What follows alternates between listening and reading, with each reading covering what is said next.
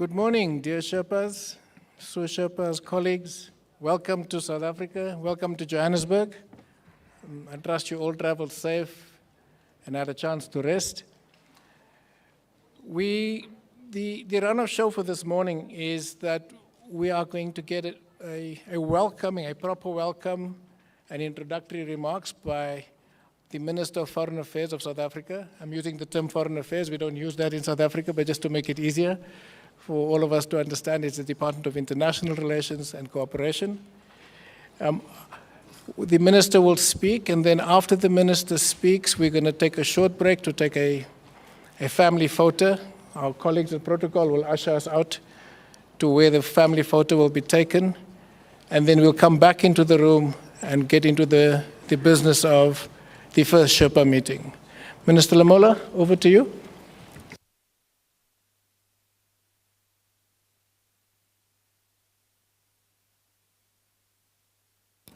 Yeah, thank you very much, DG, all the G20 Sherpas and SUS Sherpas from various countries,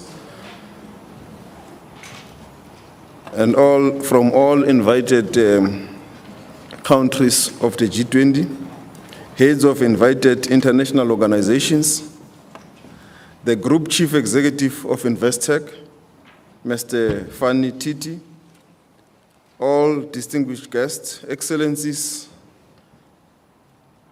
members of the media, ladies and gentlemen, good morning. Sanibonani. This is what you should get used to here in South Africa. On behalf of the South African government and her people, allow me to warmly welcome all of you to our beautiful country. I must say it is a privilege for all of us to host you at the economic heartbeat of our country, Johannesburg in the Gauteng province. I trust that you have had a safe and enjoyable travel and are now well rested to partake meaningfully in all the activities planned for this G20 Sherpas meeting.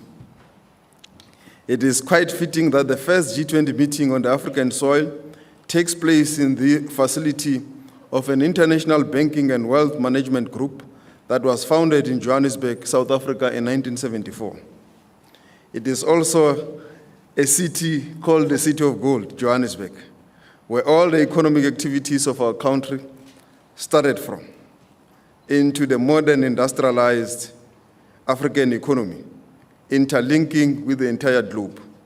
As the president of the G20, the collaborative efforts such as this between our public and the private sectors will no doubt ensure the success of our presidency. In this spirit, let me take this opportunity to thank the executive leadership of Investec Group for graciously hosting us as their guests for the next couple of days and extending their excellent facilities for our use. All the other working groups and experts groups will have an opportunity to be hosted in all our 9 provinces of South Africa. I also hope that you will also have an opportunity to view some of our beautiful tourism sites across the country. Ladies and gentlemen and distinguished guests, South Africa assumed its G20 presidency on the 1st of December 2024, following the astute and successful leadership of our Brazilian friends. On that note, please allow me to congratulate our Brazilian colleagues once again on a job well done, Maurizio and the Brazilian ambassador. I hope you'll convey our message to President Lula. South Africa's presidency will be held under the theme Solidarity, Equality, Sustainability, a theme that seeks to harness global will and capabilities to confront the enormous challenges the world is facing. In the spirit of Ubuntu, our shared humanity, we will address these challenges through our high-level deliverables and priorities, which lie at the core of the original G20 mandate of promoting strong, sustainable, balanced, and inclusive growth by building partnerships across all sectors of society to find collective solutions. South Africa will use this G20 presidency to secure urgent progress on shared goals through several priority actions. These include strengthening disaster resilience and response, ensuring debt sustainability for low-income countries, mobilizing finance for a just energy transition, harnessing critical minerals for inclusive growth and development. As part of its efforts to bring the Sherpa and the finance tracks closer together, 3 temporary task forces, initiatives, and a commission will be established during South Africa's G20 presidency. Priority 1, inclusive economic growth, industrialization, employment, reduced inequality. Priority 2, food security.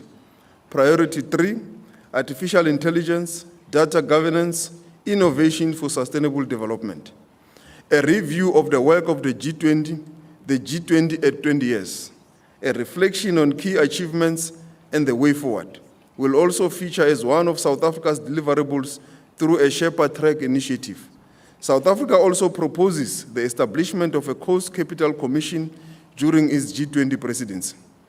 The 3 task forces, initiatives, and the commission will be established to deliver tangible results at the South Africa's G20 presidency. All of the priorities, as well as the overall theme, will influence working groups' priorities and work plans. The South African government also recognizes the significant strides made by the Brazilian G20 presidency in enhancing the G20 as a site of democratic global engagement. The South African presidency will continue this trajectory. A comprehensive dialogue with civil society and other state and non-state institutions will be conducted through the existing engagement groups. Following the approach of the Brazilian presidency, a G20 social forum will be convened, which will precede the Leaders' Summit in November 2025, to bring together representatives of the existing engagement groups and other segments of civil society that may offer meaningful contribution to the G20.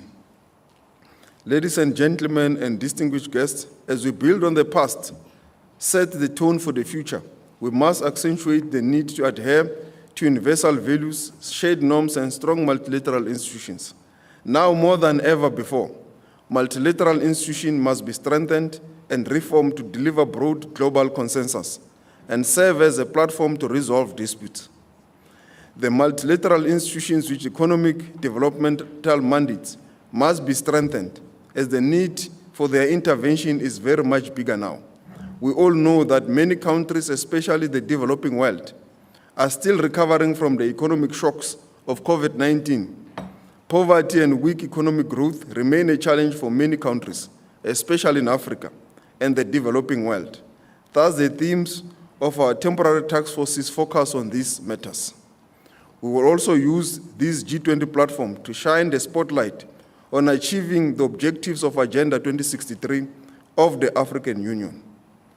The African continent should receive developmental funds that must enable it to develop at par and also reach an equilibrium with some of the developed countries of the world. It should also receive support in terms of climate change mitigating finance that must enable us to respond to the mitigating challenges of climate change.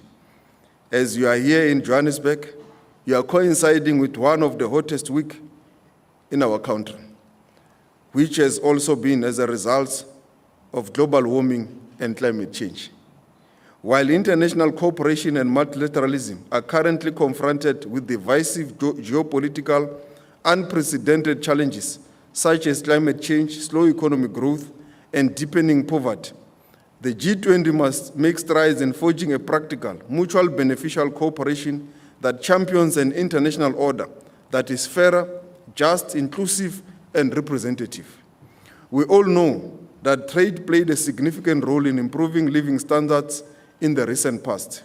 Studies from the International Monetary Fund show that trade has been a major contributor to global growth over the past decades, and this has helped promote economic development, increase economic opportunities, and lift millions out of poverty. It is for these reasons that South Africa supports the international cooperation and multilateralism. We also know of the benefits this will bring us as we seek to grow our economy and support the development of the African continent.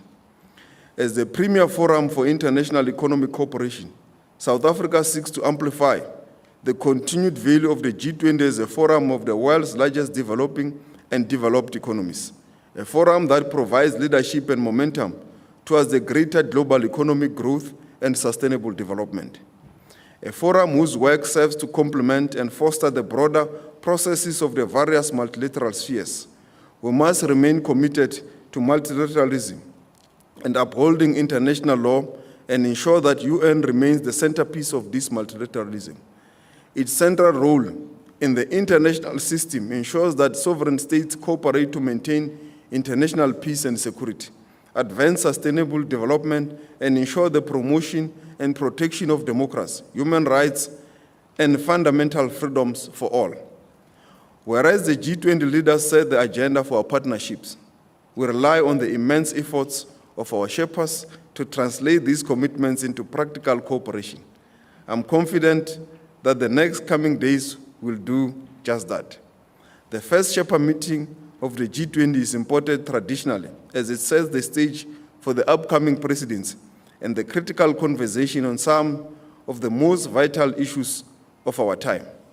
Ladies and gentlemen, distinguished guests, thank you all for your determination and continued efforts as the engine force of this forum.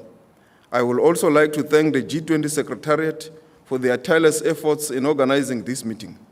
I sincerely hope that you'll all enjoy today and the next days of your stay in our country, and all your other counterparts from your countries will also enjoy their stays in the various parts of our country, of our provinces, as they attend the working groups meetings and the experts meetings. And they will also enjoy our hospitality, our music, our culture. They will also see some of our beautiful sites here in Gauteng, Soweto, the cradle of humankind, and many other places here in Gauteng, Table Mountain in the Western Cape, Durban in KwaZulu-Natal, the Kruger National Park, and the Northwest. May you please enjoy this day, do your work, and may the world be a different place after all the engagements. Thank you very much, DG.